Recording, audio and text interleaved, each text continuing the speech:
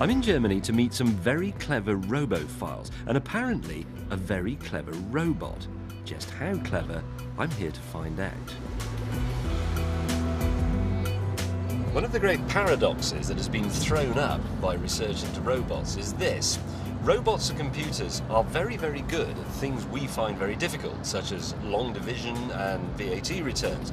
But they're very, very bad at things we find extremely easy and instinctive, such as walking, talking, and seeing.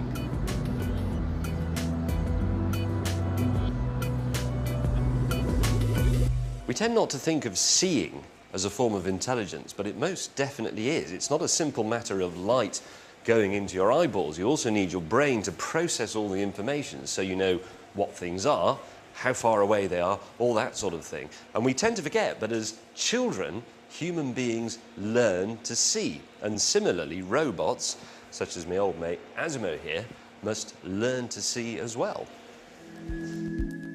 This Asimo is the smilier, smarter brother of the one I met at Disneyland. It looks at the world through two camera eyes. We interpret these images as a man waving, but to begin with, Asimo can't interpret anything at all. Professor Kerner here may as well be a psychedelic swirl of digital rubbish. So, Professor, Asimo is just an uncomprehending box of electronics. So how do you make him look and learn? Well, we start teaching Asimo to see just the way a baby starts to explore the world. So if you put an object close to the baby in its reaching distance, the baby immediately attends to, tries to fixate it or to grasp it. So going close to his grasping and reaching distance shows him this is an important object and he should try to attend to fixate. So he's locked on target. Yes.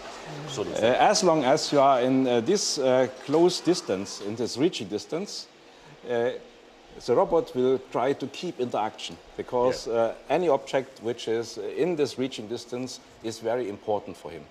So if I walk over there, then he will lose interest in you. As indeed he has. Well, that's a very familiar sensation. Yeah. We also can use acoustic cues, calling Asimo to raise his attention. Asimo, look at me. Oh, there you go. All right, mate. Once we have Asimo's attention with an object, he can have a go at identifying what it is. Now, he's already learned about 100 different things. I've got some of them here. I'm going to try them out. And this, incidentally, is merely because his ears aren't really good enough for the voice stuff over a distance. This is a direct tap into his brain. Anyway, Asimo.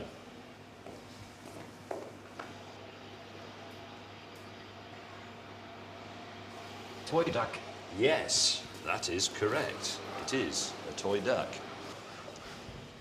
Next, I want Asimo to learn something new.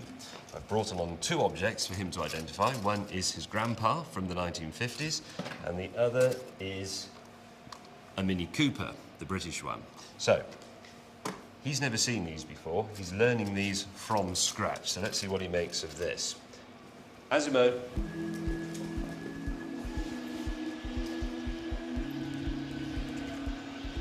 Unknown object. Grandpa. Grandpa, say, yes, this is correct, or no, this is wrong. Yes, this is correct. Okay. That means he's learned it. Now, we'll try that out later on. I'll go back with Grandpa and we'll see if he remembers who he is. Next, the Mini Cooper. Asimo. Pay attention, it's one of the most important small cars in history. Maybe toy car. Mini Cooper. Mini Cooper. Okay. Right. Now let us see if the lad can remember Grandpa. Asimo.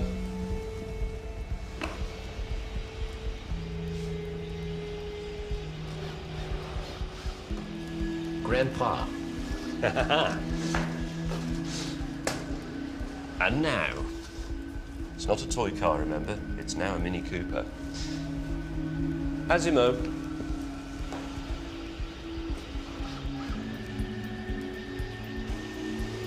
Mini Cooper. Precocious little brat, isn't he?